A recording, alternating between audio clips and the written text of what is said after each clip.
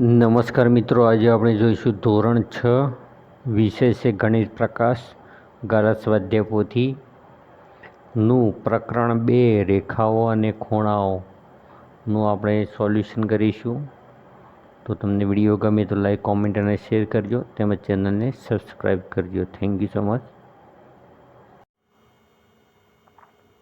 હવે આગળ પ્રશ્ન જોઈએ તો ચાલો શીખીએ. તો નીચેની આકૃતિઓમાં ખૂણા, ઉદ્ભવ બિંદુ અને બાજુના નામ જણાવો. તો અહીંયા ખૂણો AOB છે, ઉદ્ભવ બિંદુ છે O અને બાજુઓ છે OA અને OB. તો અહીંયા મિત્રો ખૂણો છે, ખૂણો AOB ને ખૂણો BOA પણ કહી શકાય અને ખૂણો O પણ કહી શકાય. એટલે કે આપણે ખૂણો AOB આને નામ આપીશું ખૂણો AOB.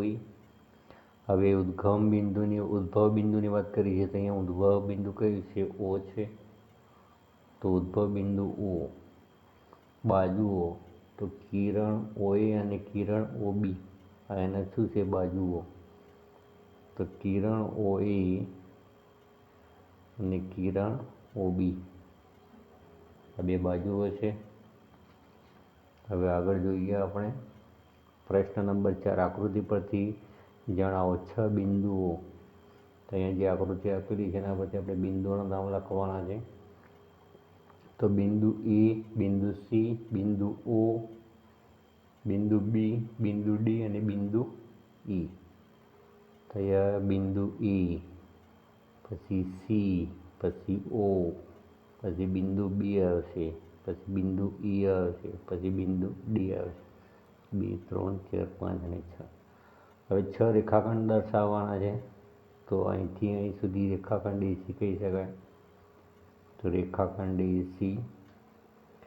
પછી અહીંથી લઈને અહીંયા સુધી રેખાખંડ CO. પછી અહીંથી લઈને અહીં સુધી રેખાખંડ OB. રેખાખંડ OB.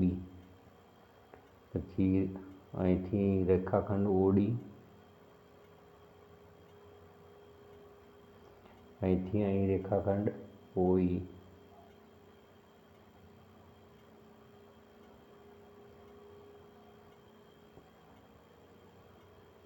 અહીંથી લઈને અહીં સુધી રેખાખંડ AB કહી શકાય. તો આ રીતે આપણે 6 રેખાખંડ દર્શાવી શકીએ. હવે રેખાની વાત કરી છે એટલે કે 2 તીરવાળી આકૃતિ.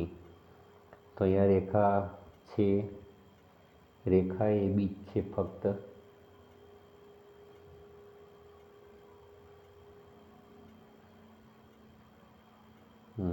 અહીંયા રેખા AB છે, આ તો કિરણ છે OE અને કિરણ OD છે. અને અહીંયા બે તીરવાળી જે આકૃતિ છે ફક્ત. અહીંયા રેખા AB કહી શકાય, રેખા AC કહી શકાય, રેખા OA કહી શકાય. એ રેખા આપણે AB. 4 કિરણો લખવાના છે. તો અહીંયા કિરણો છે, કિરણ અહીંથી તે કિરણ CA પણ કહી શકાય, કિરણ CB પણ કહી શકાય, કિરણ OE પણ કહી શકાય અને કિરણ OD પણ કહી શકાય. તો કિરણ CA, કિરણ CB,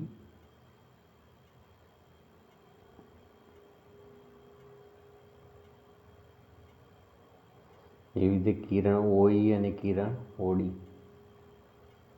કિરણ OE અને કિરણ OD કહી શકાય. હવે 5મા નંબરનો પ્રશ્ન છે કે આકૃતિ પરથી નીચે આપેલા ખૂણાના નામ જણાવો. તો પહેલા નંબરનો જે ખૂણો છે ખૂણો DBC.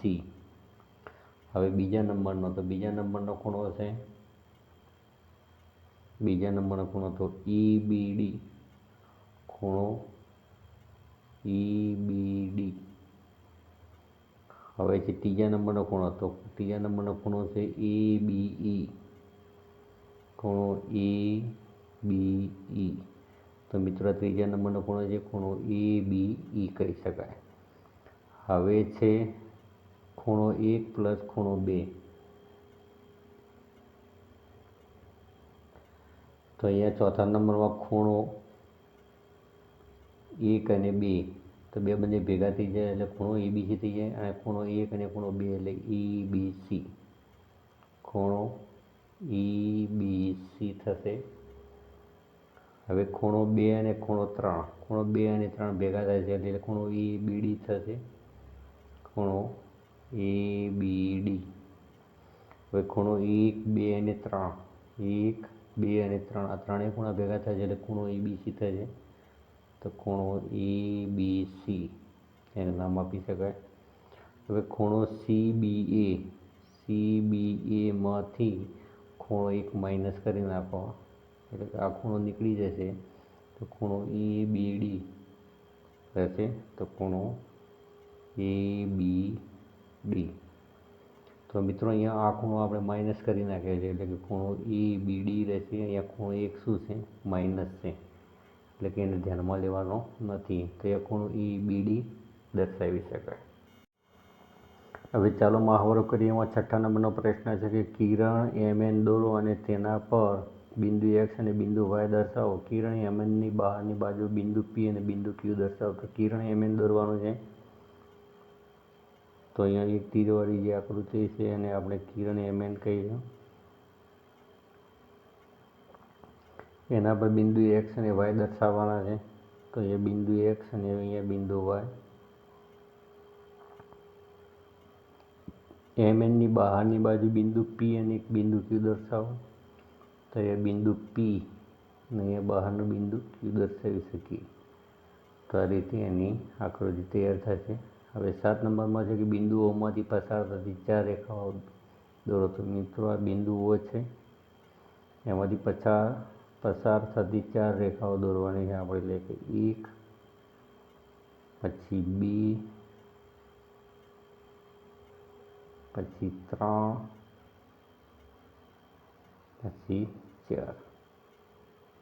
તો આ રીતે આપણે 4 રેખાઓ દર્શાવી શકીએ.